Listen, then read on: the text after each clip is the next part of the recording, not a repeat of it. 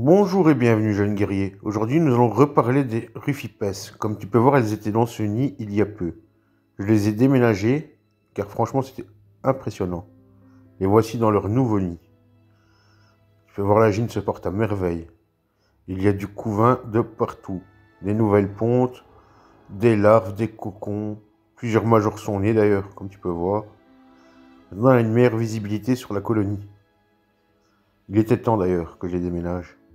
Franchement, c'est une espèce que je recommande aux débutants, mais il faut prendre en considération qu'elles vont déménager souvent dans des nids de plus en plus grands. Donc si tu n'as pas le budget, oublie cette espèce pour toi. Regarde-moi ça, c'est franchement beau, hein. Elles sont dans un nid de chez Hans Messo, couleur sable.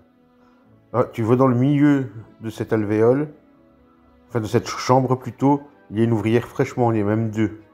Elles sont beaucoup plus claires. C'est impressionnant leur couleur, la différence de couleur. Regarde ça, il y en a de partout, de partout. Il y a une particularité sur les majors, mais on ne les voit pas en vidéo, c'est qu'ils ont les joues un peu rougeâtres, comme ça, c'est franchement beau. Ça mange beaucoup, énormément, croyez-moi. Liquide sucré, insectes, à volonté. Regardez-moi cette Jean comme elle est jolie, je l'adore. Franchement, l'Amérique du Sud, c'est explosif, mais je pense que c'est dû à la pression qu'il y a là-bas. Il y a d'autres fourmis qui chassent des fourmis, etc. Donc, désolé pour la sonnerie. Regardez-moi ça, c'est impressionnant. Vraiment. On recule un peu pour que je vous montre dans le nid, regardez. J'estime à 200, 250 ouvrières, peut-être plus. C'est une gine que j'ai fait fonder cette année. Hein. Gine arrive avec 2 ouvrières. Et regardez maintenant, c'est fou.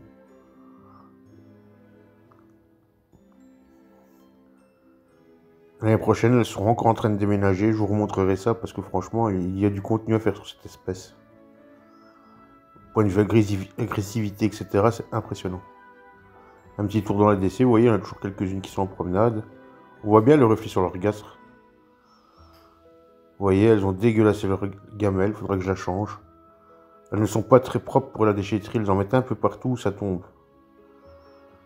Désolé pour le flou, regardez ça. Il y en a de partout des déchets. Ils ne se prennent pas la tête à faire vraiment un coin déchet.